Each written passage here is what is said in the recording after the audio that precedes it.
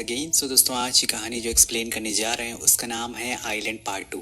तो इसे शुरू करने से पहले अगर आपने पिछला पार्ट नहीं देखा तो पहले वो जाके देख लीजिए, तभी ये कहानी आपको समझ में आएगी। तो समय है 4 साल बाद का। हम एक कपल को देखते हैं जो अपनी वेकेशन मनाने के लिए एक लेक के किनारे आए हुए हैं। वो दोनों बेहद ही खुश हैं क्योंकि उनकी ये पहली ट्रिप है शादी के बाद। वो दोनों बहुत एंजॉय करते हैं, लेकिन उसी दौरान उस लेक में कुछ हलचल होती है। पहले तो उन्हें लगता है कि मे बी ये मछलियां होंगी, लेकिन ये असल में बहुत ही बड़ी चीज थी जो एक ही झटके में उस लड़के को पानी में घसीटते हुए ले जाती है। वो चिल्लाता रहता है, लेकिन उस लेक के किनारे कोई भी मौजूद नहीं था, जिस वजह से वो लड़की कुछ कर नहीं पाती है। और कुछ देर बाद कोई और चीज आती है जो उसे भी घसीटते हुए पानी में ले जाती है। आपको बता दें कि ये वही लेक है जिसका जिक्र पहले पार्ट में एंडरसन ने किया था, जहाँ पे एक साइंटिस्ट अपने साथ उस हाइब्रिड क्रोकोडाइल को लेकर आया था। हालांकि उसके बाद काफी समय हो गया है, जिस वजह से वो साइंटिस्ट तो नहीं बचा, लेकिन उसके निशान आज भी यहाँ मौजूद है। वेल, कुछ इस तरह से इस कहानी का ये था इंट्रो। सीन शिफ्ट होता है, हम विलियम फैमिली को देखते हैं, जिसमें से जूली, उसका हस्बैंड एंड्रयू और उसका बेटा क्रॉन है। एंड्रयू असल में उसी साइंटिस्ट का ग्रैंडसन है। वो इस घर को बहुत दिनों से बेचने के लिए किसी फैमिली को ढूंढ रहा है, लेकिन उस कपल के हादसे के बाद उसे इस घर को बहुत ही कम पैसे मिल रहे हैं, जिस वजह से वो काफी परेशान है। तो जूली उसे कहती है कि क्यों ना तुम इसे थोड़ा दिन बाद सेल करो, क्या पता तब तक हमें कुछ और पैसे मिल जाए। तो वो मान जाता है। वहीं दूसरी तरफ क्रॉन को उस घर में एक लिजर्ड दिखती है, जिसका पीछा करते हुए वो उस लेक के किनारे तक पहुंच जाता है। जहाँ पहले तो काफी सन्नाटा था, लेकिन तभी दो बेबी क्रोकोडाइल आकर उस लिजर्ड को खा जाते हैं, जिसे क्रॉन बहुत डर जाता है। लेकिन कुछ देर बाद वो उन्हें अपनी कैंडीज खिलाने लग जाता है, जो वो बहुत ही मजे से खाते भी हैं। क्या पता ये भी अपने दादाजी की तरह इन्हें पाल कर बड़ा करे। और इसी बीच वहां पर जूली आ जाती है, जो उसे यहाँ ना आने की सलाह देती है। अब वो उसे उसकी वजह पूछता है, पर वो उसे कुछ भी नहीं बताती है और घर चलने को कहती है। उसके जाने के बाद हम उसी लेक के कॉर्नर पर एक इंसान का सर देखते हैं, जो कि सर झुका था। शायद ये उसी लड़के का हो जो कुछ महीने पहले यहाँ पर अपनी गर्लफ्रेंड के साथ आया था। कहानी आगे बढ़ती है। कुछ दिनों बाद वहाँ टोनी आता है, जो उस टाउन का शेरिफ था। वो एंड्रयू को उसके दादाजी की वजह से जानता था, इसलिए उसके बारे में यहाँ 2 या 3 बार आ चुका था। लेकिन वो उसे बताता है कि मुझे इस लेक में ऐसी कोई भी चीज नहीं दिखी जिसे कि हम डर सके। तो आप लोग जब तक चाहो यहाँ पे रह सकते हो, बहुत ही आराम से, जब तक ये घर बिक नहीं जाता। यानी कि ये लोग अब इसी घर में रहने वाले हैं, लेक के बिल्कुल करीब। अब समय बीतने लगता है। यहाँ इन्हें रहते हुए पूरे 2 साल हो चुके थे। एंड्रयू ने भी यहाँ पर शेरिफ की जॉब ज्वाइन कर ली थी। जूली भी जॉब करती थी। क्रॉन का भी स्कूल में एडमिशन हो चुका था। पर अब वो उन क्रोकोडाइल के पास रोज जाता था, और अब तो वो उनके लिए बड़े बड़े मीट के टुकड़े ले जाता था। आज भी वैसे ही करता है, लेकिन अब वो क्रोकोडाइल बड़े हो चुके हैं, इसलिए उनकी भूख बढ़ गई है और इस वजह से वो और ज्यादा एग्रेसिव भी हो गए हैं। तो क्रॉन और मीट लेने के लिए घर आ जाता है। इधर एंड्रयू जूली से कहता है कि आजकल उसका काम बहुत बढ़ गया है, क्योंकि जंगल में हिरन की संख्या कम होती जा रही है। उसे लग रहा है कि शायद कोई शिकारी शिकार कर रहा है, और इसलिए आज उसने एक हिरन पर एक जीपीएस लगा दिया है। इसी दौरान क्रॉन घर आ जाता है। यहाँ हम उसके बेबी सीटर रूबिका को भी देखते हैं, जिसका एक पपी भी था। तभी वहाँ जूली भी आ जाती है और क्रॉन को घर में ही रहने को बोलकर खुद बाहर चली जाती है। लेकिन जब क्रॉन फ्रिज चेक करता है तो उसे वहाँ कुछ नहीं मिलता, जिस वजह से उसे बाहर जाना पड़ता है, वो भी रूबिका से लड़ते हुए। हालांकि वो कुछ ज्यादा कर नहीं पाती। वो सुपरमार्केट जाकर बहुत सारा मीट को खरीद लेता है, लेकिन आखिर में जब उसकी जाने की बारी आती है तो शॉप ओनर उसे देख लेता है, जिस वजह से उसे अब उसकी मम्मी का सामना करना पड़ेगा। ओनर फौरन जूली को कॉल लगा के इस बारे में बताता है। वहीं दूसरी तरफ एंड्रयू जीपीएस की लोकेशन का पीछा करते हुए जंगल के अंदर चला जाता है, जहाँ पे उसे एक ग्रुप मिलता है जो कि ट्रैकिंग करने यहाँ पर आए थे।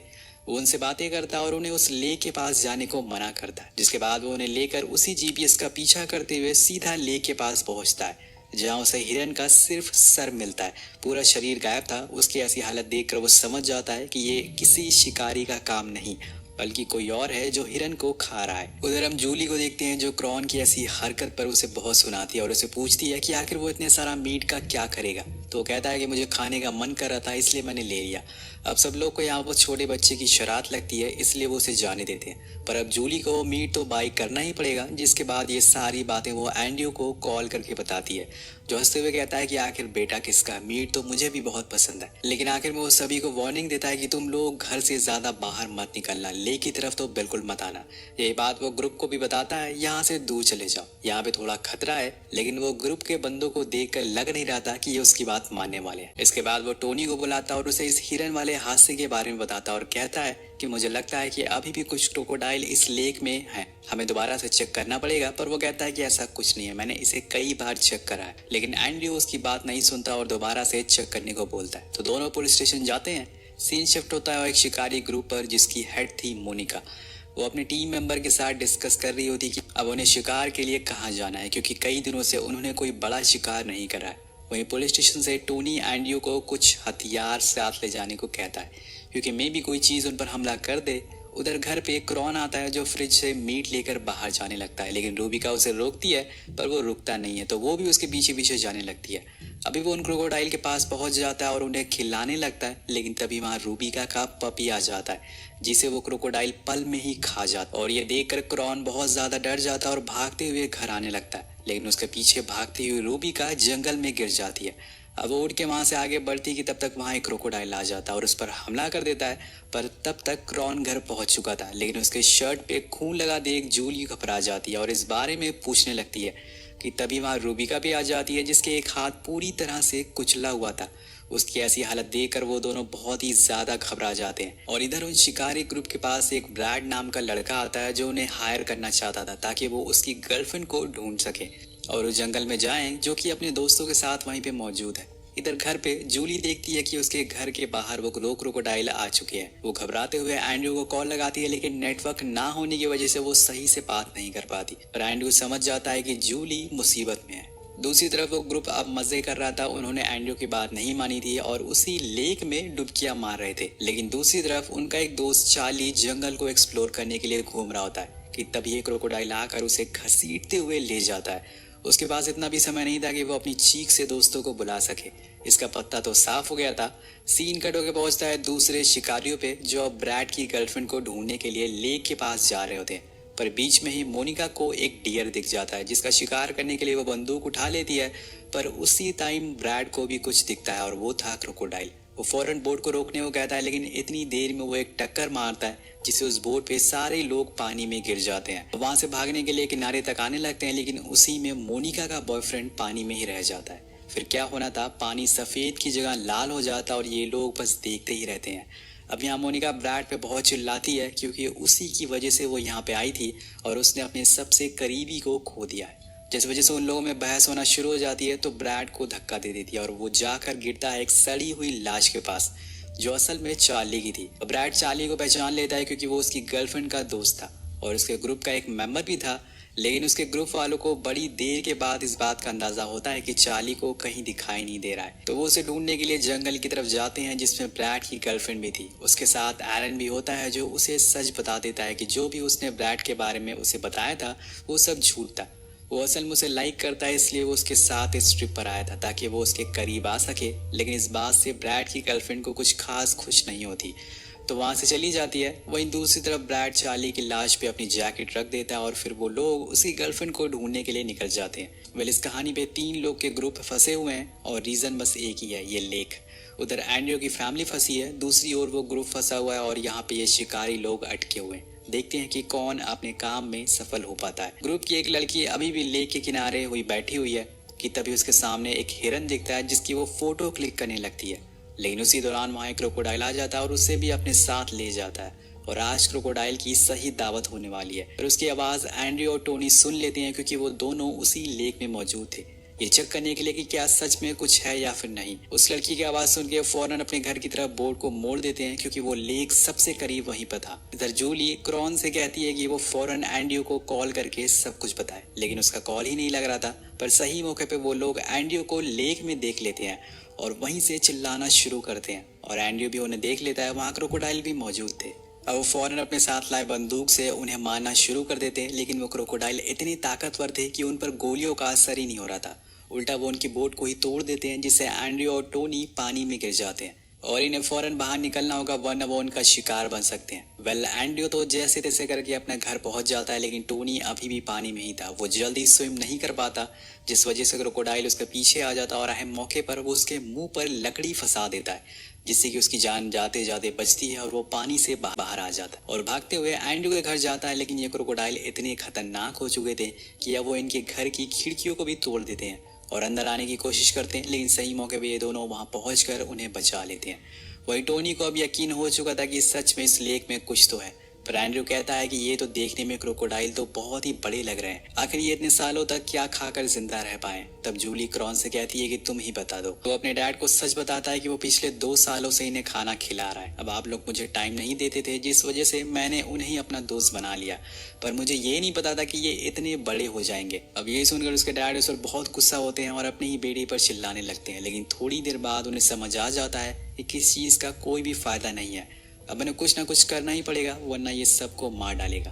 तब टोनी एक प्लान बनाता है कि वो सब लोगों को लेकर यहाँ से कार से निकल जाएगा, जिसके लिए वो बाहर खड़ी कार में जाकर बैठ जाता है, लेकिन इतनी आसानी से इन्हें कैसे ये जाने देंगे क्रोकोडाइल। वो क्रोकोडाइल वहां भी आ जाते हैं और कार के विंडो में अपना सर डाल देते हैं, जिससे कि टोनी बेहोश हो जाता है। पर तभी वहां जूली एक चेन सॉ लेकर आती है और अब क्रोकोडाइल उसके पीछे लग चुका था, पर उसे बचाने के लिए क्रॉन क्रोकोडाइल का ध्यान भटकाता है और इसी मौके का फायदा उठाकर एंडी उसी चेन सॉ से उसकी टेल को काटने लगता है, जिसे वो पानी में भाग जाता है और ये लोग घर में भाग आते हैं। तो इनकी जान यहाँ जाते जाते बची थी, लेकिन वो इनका पीछा घर तक नहीं छोड़ता और गेट तोड़कर अंदर आ जाता है। हालांकि उसे अंदर ये लोग तो नहीं मिलते, लेकिन सामने रूबिका घायल पड़ी थी, जिसे वो घसीटते हुए ले जाता है। वो चिल्लाती रहती है, लेकिन ये लोग कुछ नहीं कर पाते। अगर उन्होंने उसे बचाने की जरा भी कोशिश करी तो वो भी मारे जाएंगे। वहीं दूसरी ओर ब्रैड की गर्लफ्रेंड और उसका दोस्त दोनों ही जंगल में भटक रहे थे। तभी उन्हें चार्ली की लाश मिलती है, जिसे देखकर उसकी फट के फ्लावर हो जाती है। पर तभी उसको ब्रैड की जैकेट दिखती है, जिसे उसकी गर्लफ्रेंड समझ जाती है कि वो उसे ढूंढने के लिए यहाँ तक आया। लेकिन उसका दोस्त उसे फालतू बातें करने को मना करता है। वो उसे कहता है कि ऐसा कुछ भी नहीं है, वो तुम पर चीट कर रहा है और ब्रैड एक नंबर का डरपोक इंसान है, वो तुम्हें यहाँ बचाने के लिए कभी नहीं आएगा। अब इसी बात को लेकर उन दोनों में लड़ाई हो जाती है और वो लड़का उसे छोड़कर आगे बढ़ जाता है, लेकिन शायद उसे ऐसा नहीं करना चाहिए था, क्योंकि वो क्रोकोडाइल उसे ही देख रहा होता है। अब आगे क्या होने वाला ये आपको पता चल ही गया होगा, वो उसे भी मार डालता है। वहीं दूसरी तरफ टोनी को होश आता है, लेकिन वो अभी तक कार में ही था। जब उसकी आंख खुलती है तो वो फौरन कार को स्टार्ट करने लगता है, लेकिन तभी वो क्रोकोडाइल फिर से आ जाता है और उसकी कार को खींचते हुए पानी में ले जाता है और वो उसकी खिड़की से बाहर निकल कर खा जाता है। ये सब एंड्रयू देख रहा था, लेकिन वो कुछ कर नहीं पाता। इधर जंगल में रूबिका और ब्रैड दोनों उसी गर्लफ्रेंड को ढूंढने में लगे हुए थे, लेकिन वो उन्हें अभी तक मिली नहीं थी। तभी ब्रैड को उसी गर्लफ्रेंड की ग्रुप की एक लड़की की लाश मिलती है, जिसे देखकर वो ब्रैड को लगता है कि जरूर उसकी गर्लफ्रेंड आस पास ही होगी, जिसका नाम था सारा। जिस वजह से उसका नाम लेकर वो चिल्लाने लगता है कि सारा तुम कहाँ पर हो। पर उसकी आवाज सुनकर वहां एक क्रोकोडाइल आ जाता है, जिसे रूबिका बंदूकों से भून डालती है। लेकिन तभी वहां दूसरा आ जाता है, जो उसकी साथी की गर्दन ही उखाड़ लेता है और बाद में वो रूबिका को भी पकड़ लेता है। ब्रैड उसे बचाने के लिए उस पर कई गोलियां चलाता है, जो कि एक गोली जाकर रूबिका को भी लग जाती है, पर वो भाग जाता है। अब इतना सब कुछ होने के बाद वो कहती है कि हमें अब घर चलना चाहिए, वरना हम जिंदा नहीं बचेंगे यहाँ पर। लेकिन ब्रैड में अलग ही तरह की खुजली होती है सारा को ढूंढने की। अब रूबिका उसके मुंह पर मुक्का मारकर उसे बेहोश कर देती है, क्योंकि वो ऐसे मरना तो नहीं चाहती थी। अब वो उसको बोट पर ले जाकर एंड्रयू के घर ले आती है, क्योंकि उस लेक के सबसे करीब वही था। सब के सब उसी के घर भाग रहे हैं। बेचारा एंड्रयू उल्टा वो खुद परेशान है।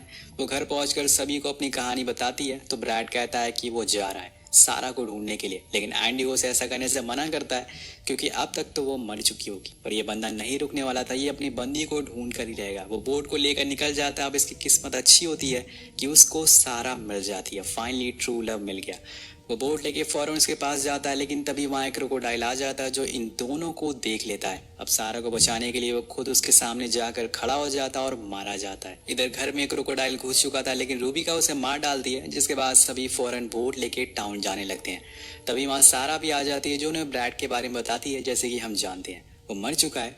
वो लोग बोट लेके टाउन के मार्केट में आ जाते हैं, लेकिन इतनी रात में कोई भी शॉप नहीं खुली थी, जिस वजह से वो लोग एक शॉप को तोड़कर अंदर घुस जाते हैं। लेकिन तब तक वहां 3 क्रोकोडाइल आ चुके थे, जो शॉप में भी घुस जाते हैं। मतलब ये हाथ धोकर इनके पीछे पड़ चुके हैं।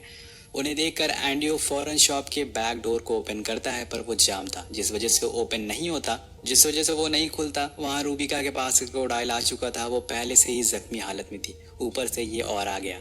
अब वो कोशिश तो करती है कैसे भी करके उसे मार दे, लेकिन ऐसा हो नहीं पाता। उसे बीच से ही खा जाता है और यहाँ उसकी भी मौत हो गई। उधर सारा शेल्फ के ऊपर चढ़ जाती है, लेकिन अभी भी एक क्रोकोडाइल बचा हुआ था, जो कि सबसे बड़ा था। पर उसी दौरान एंड्रयू से गेट खुल जाता है और वो सबको लेकर बाहर खड़ी कार में बैठने को कहता है। लेकिन जब तक वो कार को स्टार्ट कर पाता, वो क्रोकोडाइल आकर उसे टक्कर मारता है, जिससे वो कार जाकर सीधा एक पेट्रोल पंप से टकराती है। लेकिन यहाँ एंड्रयू को एक आइडिया आता है कि वो उसे आग से जला सकता है, क्योंकि ऐसा उसके दादाजी ने बताया था कि ये स्पेशल ब्रीड के जानवर इन्हें ऐसे ही मारा जा सकता है। पर आखिर आग ही क्यों, ये आपको अगले पार्ट में जानने को मिलेगा।